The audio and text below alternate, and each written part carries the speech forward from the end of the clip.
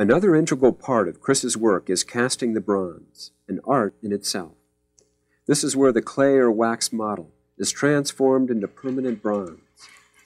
This process involves many steps and hours.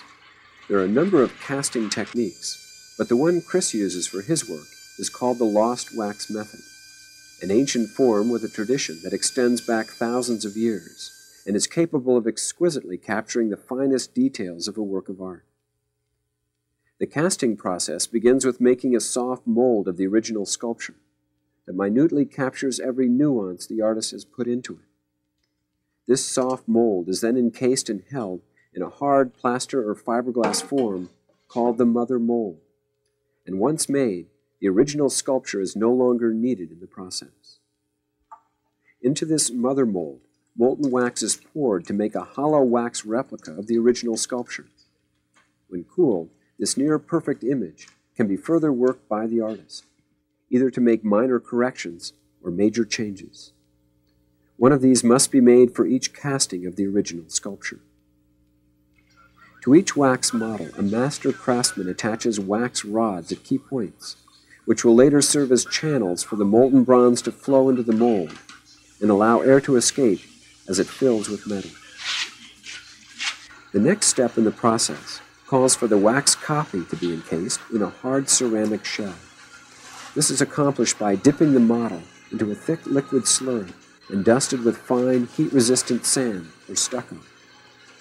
This process is repeated 6 to 10 times until a thick casing is developed that can withstand the intensity and pressures of casting the molten metal. This ceramic shell is itself baked in a special kiln at some 1800 degrees. It is in this heating process that the wax model melts and is lost, hence the term lost wax method. Remaining inside, however, is the perfect impression of the original wax model. The now ready ceramic shell is placed into a bed of sand for support for when the bronze is poured into it. The molten bronze is heated in a crucible to upward of 2200 degrees Fahrenheit, out of which it is immediately poured down the now open channels that flow into the empty mold, filling it to the brim with glowing bronze. Left to cool, when ready, the ceramic shell can begin to be broken away. In fact, it already started cracking in the cooling process. Sandblasting is then used to remove all final traces of the shell from the now hard bronze sculpture.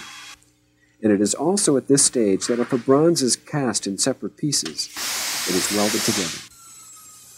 The surface of the bronze is carefully inspected, and in a process called chasing, work is done with a variety of handheld grinders, welders, and tools that bring the piece into a form that matches the original as closely as possible.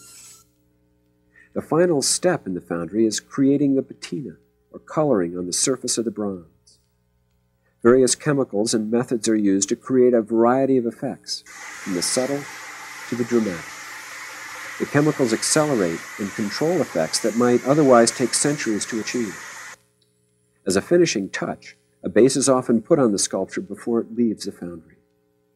Because of the extensive amount of work done by hand to each piece, each bronze edition will be slightly unique.